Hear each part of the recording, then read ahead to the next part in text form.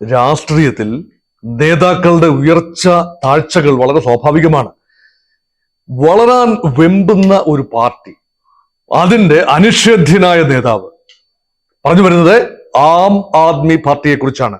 ഒരു civil society മൂവ്മെന്റിൽ നിന്നും ഒരു പാർട്ടി എന്ന നിലയിലേക്കുള്ള ആം ആദ്മി പാർട്ടിയുടെ വളർച്ച, അതൊരു അർബൻ മെട്രോപൊളിറ്റൻ മിഡിൽ ക്ലാസിൽ വരുത്തിയ വളരെ വലിയ ചലനം.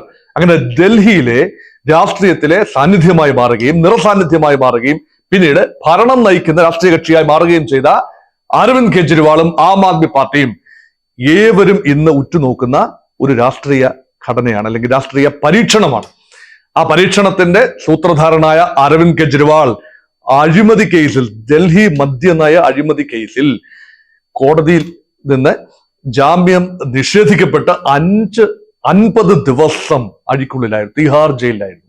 അദ്ദേഹം താൽക്കാലിക ജാമ്യം കിട്ടി ഇപ്പോൾ പുറത്തിറങ്ങി 21 ദിവസം തെരഞ്ഞെടുപ്പ് പ്രചരണം നടത്താനായി അനുവാദം കിട്ടി. ജാമ്യാപേക്ഷ കൊടുത്തില്ല എങ്കിൽ പോലും അദ്ദേഹത്തിന്റെ ജനാധിപത്യപരമായ അവകാശം, ഒരു നേതാവ് എന്ന നിലയിൽ, ഒരു പാർട്ടിയുടെ പരമോന്നതരായ നേതാവ് എന്ന നിലയിൽ അദ്ദേഹത്തിന് പ്രചരണം നടത്താനുള്ള അവകാശം കോടതി അനുവദിച്ചു തന്നപ്പോൾ അദ്ദേഹത്തിന്റെ കടന്നുവരവ് അദ്ദേഹം പ്രതിനിധാനം ചെയ്യുന്ന പാർട്ടിക്കും അദ്ദേഹം പ്രതിനിധാനം ചെയ്യുന്ന മുന്നണിക്കും എത്രത്തോളം ഗുണമാകും ദോഷമാകും എന്ന ഒരു ചർച്ചയാണ് ഇപ്പോൾ.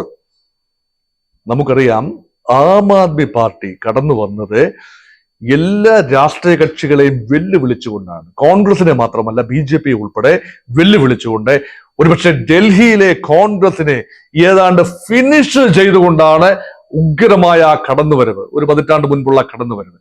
അത് നരേന്ദ്രമോദിക്കെതിരെ തന്നെ വാരണാസിയിൽ മത്സരിച്ചുകൊണ്ട് അദ്ദേഹം ഒരു പാൻ ഇന്ത്യ നേതാവാകാനുള്ള ഒരു ശ്രമമാണ് നടത്തിയത്.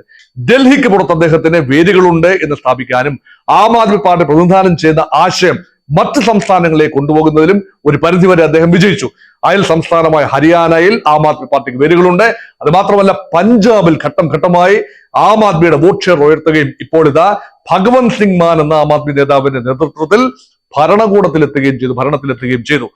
എന്നാൽ കേജ്രിവാളിന്റെ മോഹങ്ങൾ അവിടെ അവസാനിക്കുന്നില്ല. അദ്ദേഹത്തിന് ഭാരതത്തിന്റെ പ്രധാനമന്ത്രിയാകണമെന്നാണ് മോഹമെന്നാണ് ഞാൻ കരുതുന്നത്. ഒരു നാൾ ക്ഷയിച്ചുകൊണ്ടിരിക്കുന്ന കോൺഗ്രസ് പാർട്ടി പൂർണ്ണമായി തകർച്ചയിലാകണമെങ്കിൽ ഇന്ത്യ മുന്നണിയിൽ ഒരു നേതാവിനെ ഉയർത്തിക്കാട്ടാനാവും എങ്കിൽ ആ നേതാവ് താനായിരിക്കണം എന്ന ഒരു ചിന്ത അരവിന്ദ് കെജ്രിവാളിന് ഉണ്ടായി എന്നാണ് ഞാൻ കരുതുന്നത്. ഒരു consensus candidate choice. Mamata Banerjee ഉൾപ്പെടെയുള്ള ആളുകൾ വിസ്മൃതിയിലാണ്ട് പോകും. ഇപ്പോൾ ഒരുമിച്ച് മത്സരിക്കാൻ പോലും കഴിയുന്നില്ല. അത് മാത്രമല്ല, നിതീഷ് കുമാറിനെ പോലെ വലിയ പ്രതീക്ഷയുമായി പ്രധാനമന്ത്രി സ്ഥാനത്തേക്ക് ഇന്ത്യ മുന്നണി ജയിക്കുകയാണെങ്കിൽ കടന്നു വരാം എന്ന പ്രതീക്ഷയോടുകൂടി വന്ന നിതീഷ് കുമാറിനെ ഒറ്റവെട്ടിന് കണ്ടംതുണ്ടമാക്കുകയും അദ്ദേഹം BJPയോടൊപ്പം മുന്നണിയായി ചേരാൻ വിധിക്കപ്പെടുകയും ചെയ്തു. അപ്പോൾ പിന്നെ അവശേഷിക്കുന്ന ആളുകൾ കോൺഗ്രസ് നല്ല നറുക്ക് വീഴുന്നതെങ്കിൽ, ഘടകകക്ഷികൾക്കാണെങ്കിൽ ഒരു സമുന്നതമായ സ്ഥാനം ഇന്ത്യ മുന്നണിയിൽ വേണം. അത് ഭാവിയിൽ ഉണ്ടാകേണ്ട കാര്യമാണ് എന്ന് മുൻകൂട്ടി അറിഞ്ഞുകൊണ്ട് തന്നെ അരവിന്ദ് കെജ്രിവാൾ മറ്റ് സംസ്ഥാനങ്ങളിലേക്ക് കണ്ണുകളെറിഞ്ഞു. അങ്ങനെയാണ് 2 സംസ്ഥാനങ്ങൾ, ഗുജറാത്ത് സംസ്ഥാനം, 26 ലോക്സഭാ സീറ്റുകളുള്ള ഗുജറാത്ത് സംസ്ഥാനം, 2 ലോക്സഭാ സീറ്റുകൾ മാത്രമുള്ള ചെറിയ സംസ്ഥാനമായ ഗോവ സംസ്ഥാനം, അവിടെയും 6% വോട്ട് ഷെയർ ലഭിക്കുകയാണെങ്കിൽ പഞ്ചാബ്, ഡൽഹി, ഗുജറാത്ത് ആൻഡ് ഗോവ 6% പിന്നിൽ ഏതാനും MLA-മാരും MP-മാരും ഉണ്ടല്ലോ. അടിസ്ഥാനത്തിൽ കേജ്രിവാളിന് ഒരു ദേശീയ നേതാവായി ഉയർന്നു വരാം. ഇപ്പോൾ തന്നെ ദേശീയ പാർട്ടിയാണ്.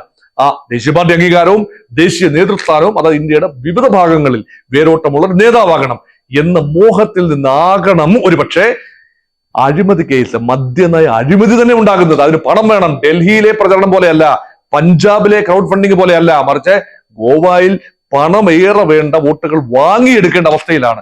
അപ്പൊ അങ്ങനെ വരുമ്പോൾ പണം എവിടെ നിന്ന് വരും? അത് തീർച്ചയായും കോർപ്പറേറ്റുകളുടെ കയ്യിൽ നിന്നും, ഇൻഡയറക്റ്റ് ആയിട്ട് വരുന്ന ഏതാനും വെസ്റ്റേൺ ഇൻട്രസ്റ്റ് ഉള്ള ആളുകളുടെ കയ്യിൽ നിന്നും വരുന്ന പണമാണ്. അങ്ങനെയുള്ള ഒരു അഴിമതി കേസിൽ ഉൾപ്പെട്ട അരവിന്ദ് കെജ്രിവാളിനെ ഇപ്പോൾ സംശയത്തിന്റെ ആനുകൂല്യം നൽകി അല്ല വിട്ടയച്ചിരിക്കുന്നത്. ഒരു കാരണവും പറയാതെ കേസിന്റെ മെറിറ്റ് പരിഗണിക്കാതെ വിട്ടയച്ചിരിക്കുകയാണ്. അദ്ദേഹം ഇപ്പോഴും കുറ്റാരോപിതൻ തന്നെയാണ്. PMA public money laundering act അനുസരിച്ചാണ് അദ്ദേഹം അകത്തായതും ഇപ്പോൾ കോടതിയുടെ തീരുമാനപ്രകാരം പുറത്തായതും. ആ കേജ്രിവാൾ നയിക്കുന്ന ഇന്ത്യ മുന്നണിയുടെ പ്രചരണം BJPയെ വെട്ടിലാക്കുമോ? ഇന്ത്യ മുന്നണിക്ക് നേട്ടമുണ്ടാകുമോ? അതോ ഇന്ത്യ മുന്നണിയുടെ സാധ്യതകളെ അത് ദോഷകരമായി ബാധിക്കുമോ? എന്റെ നിഗമനം, ഉത്തർപ്രദേശിന്റെ പടിഞ്ഞാറൻ ഭാഗങ്ങളിലും അവിടെ തെരഞ്ഞെടുപ്പ് മിക്കതും കഴിഞ്ഞു. ഇനി കിഴക്കൻ ഭാഗങ്ങളിലേക്കും മധ്യഭാഗത്തേക്കുമാണ് തെരഞ്ഞെടുപ്പ് നടക്കാനുള്ളത്. ഹരിയാനയിലെ 10 സീറ്റുകൾ, ഡൽഹിയിലെ 7 സീറ്റുകൾ, പഞ്ചാബിലെ 13 സീറ്റ്, ചണ്ഡീഗഡിലെ 1 സീറ്റ്, അങ്ങനെ 31 സീറ്റുകൾ ആം ആദ്മി പാർട്ടിക്ക് സ്വാധീനിക്കാവുന്ന മേഖലകളാണ്. നേരിട്ട് സ്വാധീനമുള്ള മേഖലകളാണ്. ഡൽഹിയിലെ 7 സീറ്റിലും ആം ആദ്മി പാർട്ടിക്ക് നല്ല സ്വാധീനമുണ്ട്. പഞ്ചാബിലെ 13 സീറ്റിലും സ്വാധീനമുണ്ട്, തർക്കമില്ല. ഹരിയാനയിൽ കോൺഗ്രസുമായി ചേർന്നുകൊണ്ട് മുന്നണിയായി 1 സീറ്റിൽ മത്സരിക്കുന്നു. കുരുക്ഷേത്ര സീറ്റിൽ, കുരുക്ഷേത്ര ബാറ്റിൽ മത്സരിക്കുന്നു. ഡൽഹിയിൽ കോൺഗ്രസുമായി ചേർന്നുകൊണ്ട് 4 സീറ്റിൽ മത്സരിക്കുന്നു. മറ്റ് 3 സീറ്റുകൾ കോൺഗ്രസ് പാർട്ടിയാണ്. പഞ്ചാബിൽ ഒരു ധാരണയില്ല. അവിടെ മുഖ്യ പ്രതിപക്ഷമായി BJPയെ വളർത്തിയെടുക്കാതിരിക്കാനുള്ള ബോധപൂർവമായ ശ്രമം എന്നുള്ള നിലയിലാകണം ഒരുപക്ഷെ ആം ആദ്മി പാർട്ടിയും കോൺഗ്രസും. അത് രണ്ടും ശക്തമായ കക്ഷികളാണ്. പഞ്ചാബിൽ വ്യത്യസ്തമായി മത്സരിക്കുന്നു. ഈ സംസ്ഥാനങ്ങളിൽ തീർച്ചയായും പഞ്ചാബിൽ ഇന്ത്യ മുന്നണിക്കാകും കൂടുതൽ സീറ്റുകൾ. 13 സീറ്റിൽ 10-12 സീറ്റുകൾ തീർച്ചയായും ഇന്ത്യ മുന്നണിക്കാകും. അതിന് ആരുടെയും ഗസ്റ്റാണ്. അതൊന്നും വലിയ രാഷ്ട്രീയ പരിജ്ഞാനം ആവശ്യമില്ല അതിനെക്കുറിച്ച് നിഗമനത്തിലെത്താൻ. പക്ഷേ ഡൽഹിയിൽ ഇപ്പോഴും കഴിഞ്ഞ തെരഞ്ഞെടുപ്പിൽ 7 സീറ്റിലും 50%-ലധികം വോട്ടിലാണ് BJP ജയിച്ചതെന്ന് ഓർക്കണം. ദേശീയ തെരഞ്ഞെടുപ്പാണെന്ന് ഓർക്കണം. ഡൽഹിയിൽ ഏതാനും വർഷങ്ങളായി, ഏതാനും തെരഞ്ഞെടുപ്പുകളായി സംസ്ഥാന തലത്തിൽ ആപ്പിനെയും ദേശീയ തലത്തിൽ BJPയെയും വരിക്കുന്ന കാഴ്ചയാണ് ഡൽഹിയിലെ വോട്ടർമാർ കാഴ്ചവെച്ചത്. അതുപോലെ തന്നെ ഹരിയാനയിലും ഇത് തന്നെയാണ് സ്ഥിതി. 9 സീറ്റിൽ 10-ൽ 9 സീറ്റിലും ഇന്ത്യ മുന്നണി 50% താഴെ വോട്ടാണ് നേടിയത് കഴിഞ്ഞ പ്രാവശ്യം. ഇന്ത്യ മുന്നണിയല്ല, UPA മുന്നണി. BJPക്ക് 9 സീറ്റിലും 50%-ലധികം വോട്ട്. പക്ഷേ ഹരിയാനയിലെ തെരഞ്ഞെടുപ്പ് ചിത്രം ഇപ്പോൾ മാറിയിരിക്കുന്നു. ഒരുപാട് കാരണങ്ങളാണ്. ഹരിയാനയിൽ 3 സ്വതന്ത്ര MLA-മാർ രാജിവെച്ച് കോൺഗ്രസിന് പിന്തുണ പ്രഖ്യാപിച്ചിരിക്കുന്നു. BJPയെ പിന്തുണച്ചിരുന്ന MLA-മാരാണ്. അപ്പൊ ഹരിയാനയിൽ മാറ്റത്തിന്റെ കാറ്റ് വീശുന്നു. ഹരിയാനയിലെ ചെറിയ പാർട്ടി 10 അംഗങ്ങളുള്ള JJP BJPക്കുള്ള പിന്തുണ പിൻവലിച്ചു. ആ സർക്കാരിന്റെ ഭാവി തുലാസിലാണ്. ഹരിയാന സർക്കാരിന്റെ ഭാവി തുലാസിലാണ്. അതുകൊണ്ട് ഹരിയാനയിൽ BJPക്ക് ചെറിയ തിരിച്ചടി ഉണ്ടാകാം. അരവിന്ദ് കെജ്രിവാളിന്റെ ഒരു റിലീസ് അല്ലെങ്കിൽ ജാമ്യത്തിലുള്ള വിടുതൽ ഒരു പരിധിവരെ ഹരിയാനയിലെ വോട്ടർമാരെ സ്വാധീനിക്കാം. അത് മാത്രമല്ല ഗുസ്തി താരങ്ങളുമായി ബന്ധപ്പെട്ട വിവാദം, അത് മാത്രമല്ല കർഷക പ്രക്ഷോഭം, ജാട്ടുകൾക്ക് വന്ന അതിർത്തി, ഇതെല്ലാം തന്നെ പ്രതിഫലിക്കുന്ന ഒരു സംസ്ഥാനമാണ് ഹരിയാന. അപ്പൊ ഡൽഹിയിലെയും ഹരിയാനയിലെയും പഞ്ചാബിലെയും ചിത്രം അങ്ങനെയാണ്. എന്നാൽ ഒരു പാൻ ഇന്ത്യ ലെവലിൽ അരവിന്ദ് കെജ്രിവാൾ ആഗ്രഹിക്കുന്നത്, അരവിന്ദ് കെജ്രിവാൾ ഉയർത്തുന്ന വിഷയം എന്താണ്? ഭാരതീയ ജനതാ പാർട്ടിക്ക് ഉള്ളിൽ അതികഠിനമായ അതിഭയങ്കരമായ പടലപ്പിണക്കങ്ങൾ അന്തർലീനമാണ്, ഉള്ളിലുണ്ട്. അത് പുറത്തു വരുന്നില്ല എന്നേ ഉള്ളൂ. സംഘടനാ സംവിധാനത്തിന്റെ മേന്മ കൊണ്ട് അത് മോദി എന്ന വ്യക്തി മഹാമേരുവായി നിൽക്കുമ്പോൾ അതൊക്കെ മേലെ വളരാൻ ആർക്കും കഴിയാത്തത് കൊണ്ട് അത് സപ്രസ്ഡ് ആണ്. എന്നാൽ രണ്ടാന്തര നേതൃത്വത്തിനെ, പ്രത്യേകിച്ച് അമിത്ഷായും യോഗിയും തമ്മിൽ അടുപ്പിക്കാമോ എന്ന ഒരു കുശാഗ്ര ബുദ്ധിയാണ് കേജ്രിവാൾ ഇപ്പോൾ പയറ്റിക്കൊണ്ടിരിക്കുന്നത്. അത് വിജയിക്കാനുള്ള സാധ്യത ഞാൻ കാണുന്നില്ല. ഭാരതീയ ജനതാ പാർട്ടിക്ക് ഉള്ളിൽ ആശയക്കുഴപ്പം ഉണ്ടാകാനുള്ള ഒരു സാധ്യതയും ഞാൻ കാണുന്നില്ല.